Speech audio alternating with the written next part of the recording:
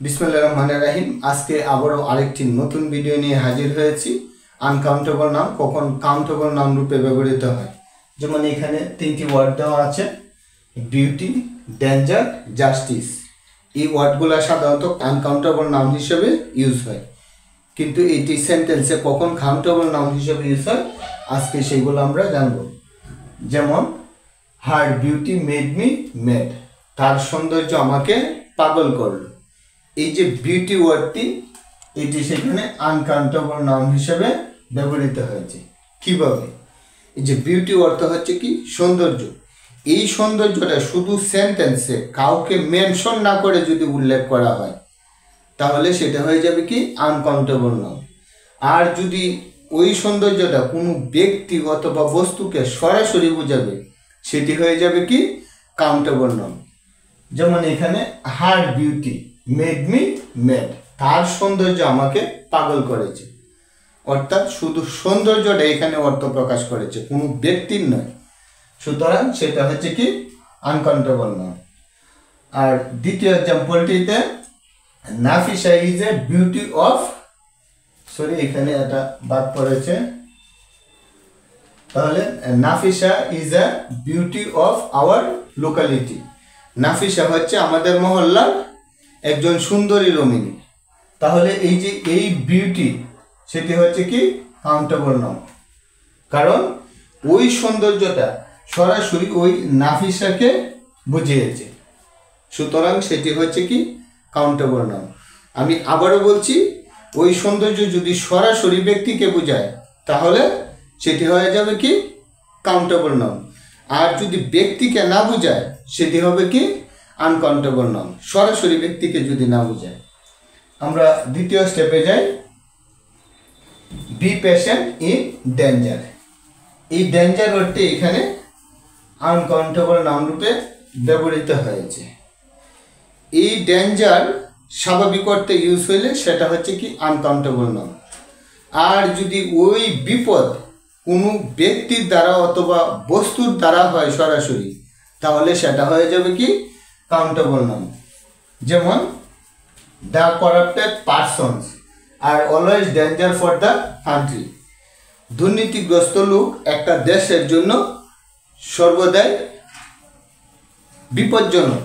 তাহলে এই যে এই ডেঞ্জার হচ্ছে কি একটা কাউন্টেবল নাউন, কারণ এই বিপদের কারণটা কার জন্য?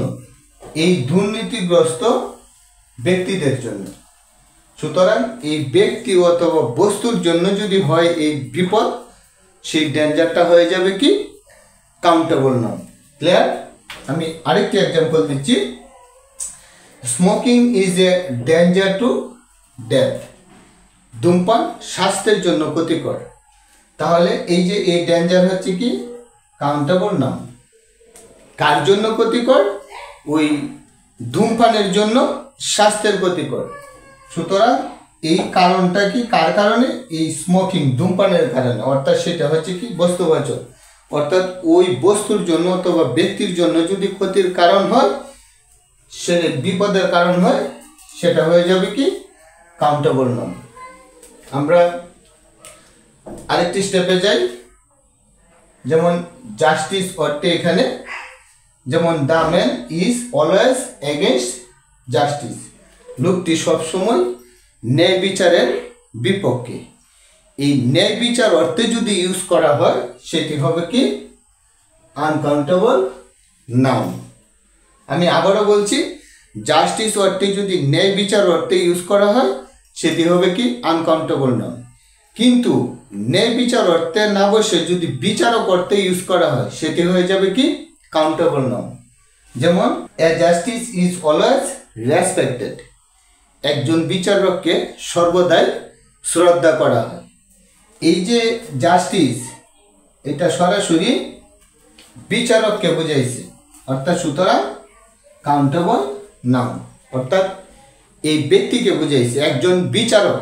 এই বিচারক অর্থে ইউজ হলে সেটি হয়ে যাবে কি কাউন্টেবল নাউন।